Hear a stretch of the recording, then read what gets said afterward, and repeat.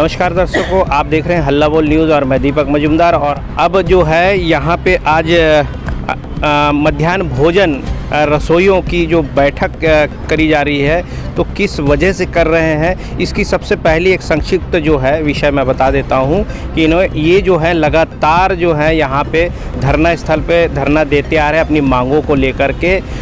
अब जो है शिक्षा मंत्री ने इन्हें आश्वासन दिया था और इनके हड़ताल को ख़त्म किया था कि हम जल्द ही इस विषय पर निर्णयात्मक फैसला देंगे, परंतु अभी तक उन्होंने कोई फैसला नहीं दिया है और इनकी जो मांगों को ताक पर सरकार ने रख दी है। क्या शिक्षा मंत्री ने भी मुख्यमंत्री के पास कोई पत्र लिखा है? इन सब की जानकारी के लिए अब जो रसोइया हैं वो यहाँ पे पहुँचे हुए हैं। पूरे प्रदेश स्तर के रसोइया यहाँ पहुँच करके आपसी मीटिंग कर रहे हैं कि अगली जो योजना है किस प्रकार से वो करेंगे, अगली तैयारी किस प्रकार से होगी, क्या ये धरना देंगे, सरकार के खिलाफ हल्ला बोलेंगे। हम जानने की कोशिश करते हैं कि किन वजह से यहाँ पे रायपुर की राजधानी में आकर के ये बैठक कर रहे हैं। अब जो है आज छत्तीसगढ़ की राजधानी रायपुर में यहाँ पहुँचे हुए हैं और क्या आप लोग फिर से कोई धरना देने की मंशा रख रहे हैं जिसके कारण से आज यहाँ पे बैठक कर रहे हैं? जी, आप इस चैनल के माध्यम से तो आप जान ही दे रहे हैं सर, देख ही रहे हैं कि हम लोगों ने 61 दिन तक पिछले माह में हम लोग यहाँ बैठे थे और 61 दिन में माननीय कवासी लखमा के आश्वासन पर हम लोगों ने हड़ताल को स्थगित किया गया और उन्होंने हमको समय भी दिया गया था कि आप 15 दिन के बाद आ जाना, आप हमको सीएम से चर्चा करवाएंगे, ऐसे कहा गया था। लेकिन आज नज़दीक पहुंच गया है, बजट सत्र भी आने वाला है और रसोइया की जो मांग है वो अंधकार में डूब चुका है।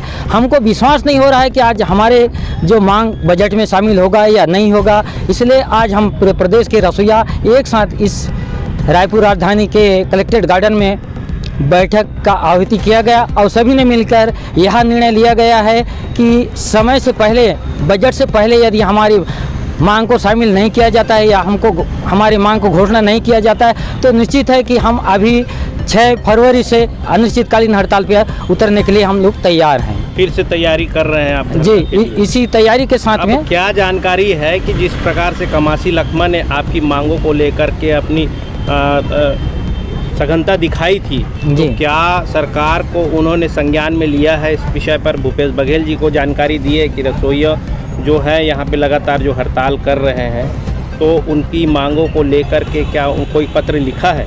अब ये जानकारी नहीं है सर। कवासी दादी के पास में हम लोगों ने लगातार बार आए थे। अभी 20 दिसंबर को भी हम उनके बंगला में आए थे, वहाँ भी वही कहा गया था कि आपकी मांग पूर्ण होगा बोल के। और उसके बाद वहाँ ये भी कहा गया था कि आप 2 जनवरी को आइए बोल के, आपको सीएम साहब से विधानसभा में हमको चर्चा करवाएंगे आपकी मांग के बारे में, ये भी बोला गया था। फिर 2 जनवरी को भी आए थे, वहाँ भी हम लोगों का कुछ बात नहीं हुआ।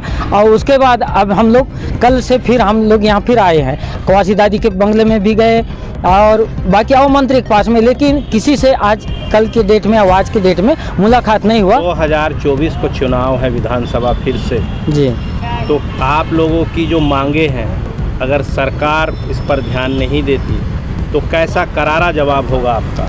सर मैं तो पहले भी 61 दिन की हड़ताल में इस हल्ला बोल चैनल के माध्यम से यही अवगत कराया था, क्योंकि आज हमारी जो स्थिति इतना गंभीर हो चुका है तो कुछ नहीं, हमें मात्र एक डिस्पोजल की तरह पानी पीकर यूज करते हैं, फेंक देते हैं। वैसे ही रसोइया संगठन को भी यूज करके छोड़ दिया जाता है। मात्र चुनाव के समय में रसोइया को यूज किया जाता है, जैसे कुर्सी मिलने के बाद रसोइया को भूल जाते हैं। तो निश्चित है हम आने वाला 2023 की चुनाव में हमारी जो संगठन है, हमारी संगठन की जो ताकत है, उसको निश्चित रूप से हम सरकार को दिखाएंगे। यदि इससे पहले यदि सरकार हमारी मांग को मानता है तो निश्चित है कि हम उसके स्वागत करेंगे।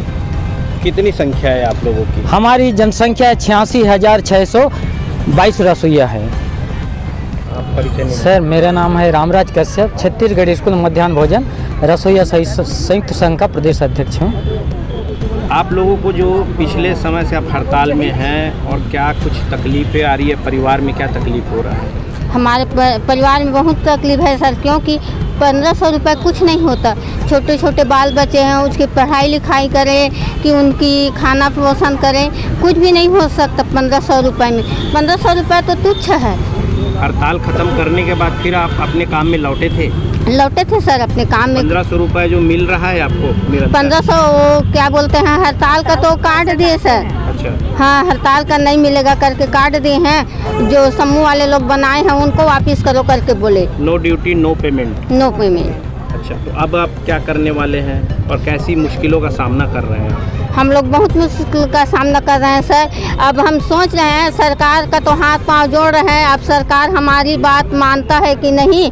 अब वो आश्वासन दिए थे घोषणा पत्र में भी, मुख्यमंत्री जी जब सत्ता में आएंगे तो मैं रसोइया का कलेक्टर दर करूंगा करके वादा भी किए थे। उस वादा को निभाए, यदि वो अपनी वादा निभाएगा तो हम लोग भी उनके साथ देंगे।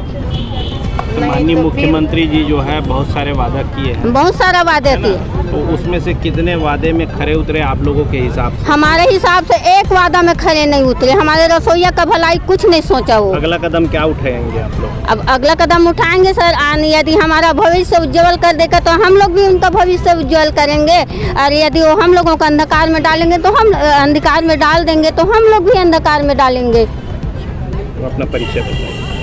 मैं चमेली मानिकपुरी नगरी ब्लॉक की रसोइया हूँ। तो दर्शकों, 86,000 की संख्या के रसोइया मध्याह्न भोजन को जो तैयार करते हैं, नन्हे मुन्ने बच्चों को जो मध्याह्न भोजन खिलाते हैं अपने हाथों से बना करके, उनका भविष्य जो है अब अधर पे लटका हुआ है। सरकार इस पर कोई व्यापक फैसला देने से चूक रही है या सरकार की कुछ और मंशा है, हम जानेंगे। हमारे साथ जुड़े रहिए, देखते रहिए खास खबर। मैं दीपक मजूमदार और आप देख रहे हैं हल्ला बोल न्यूज़।